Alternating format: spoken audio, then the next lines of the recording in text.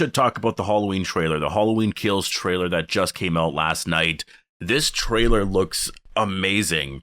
Like, I was a little worried about the second and third one. I was still going to watch it because I love all the Halloween movies. And honestly, like, I really have no issue whatsoever with any of, like, there's little issues here and there with the Halloween movies and all slasher films in general, but I love them all. Like, I'm sure a lot of you guys can relate with that, right? Like, at a certain point, yeah, it's kind of dumb, but they're slasher films. I don't know. It's kind of dumb fun if you think about it. And this trailer here for this movie actually sets this movie up to being better than just dumb fun. The first one, I love the first one. I thought the first one was, well, I guess I wouldn't say it like that. Like, I prefer Halloween 2018 over Halloween 1978.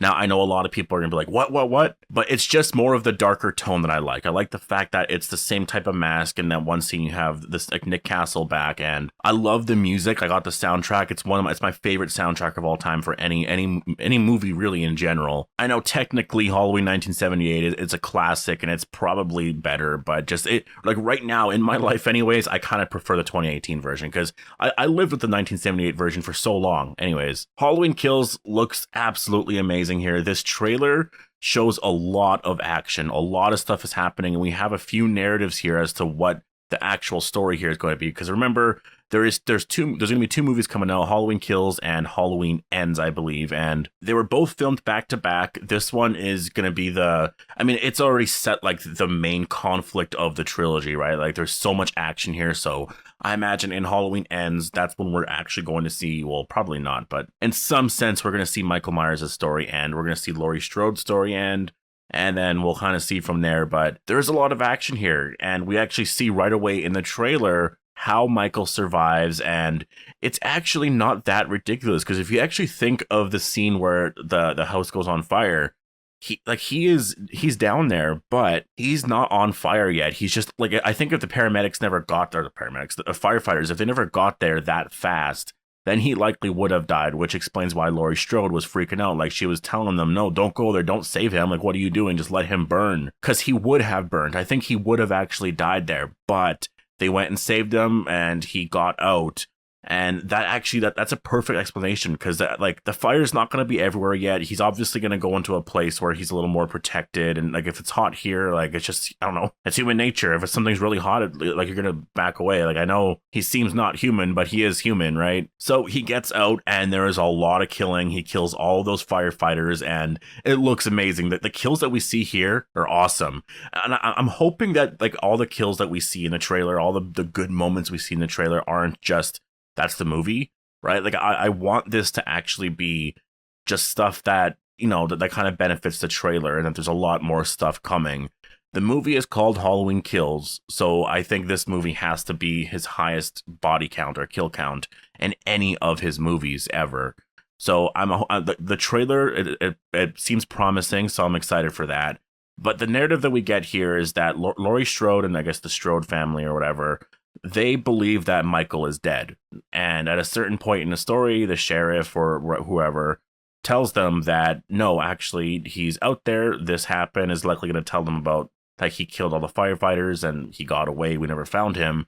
And so everyone's living now with this paranoia again. And it's kind of interesting how they didn't do this story in the first one, where you have Allison, I guess that's Laurie's granddaughter, have her just go and hunt Michael Myers. And that's how Laurie Strode, because everyone like criticized in the first movie there, everyone criticized how Michael and Laurie met again. Because obviously Michael's not going to remember Laurie.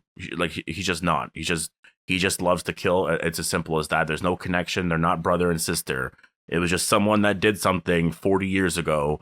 The way they did it then was kind of dumb with the whole doctor storyline. Like just with all of that, it was just really bad. I think that's the one part I hate about that movie. It's really the only part I hate about that movie. It's horrible. The second one here, I guess there is more of an emotional meaning behind why Allison's doing it, because she also lived through the horror just recently. So I like that. I like the fact that she's trying to hunt him down. I think it actually makes a lot of sense. And like there's that scene there where she's saying, do it. And you see Michael kind of flinch at the end. So, you know, someone's going to come in and like save her at the end there. But that is, I mean, there looks like there's going to be a lot of kills. The movie looks really amazing. There's that one shot there where I don't remember what her name was, but it's Judy Greer's character. Her name's like Kate, right? Kate Catherine, something like that. But she's holding the mask and she's saying like, "Come out here, I have your mask." And man, like that's going to be intense to actually see Michael Myers without his mask. I mean, that's the thing. We're probably not going to see it, but here obviously she is seeing it, and I hope they don't show us his face. Honestly, I like the fact that there's that mystery there. I think if you see his face, it's just kind of like, like if you want to see what his face looks like, just look up Nick Castle.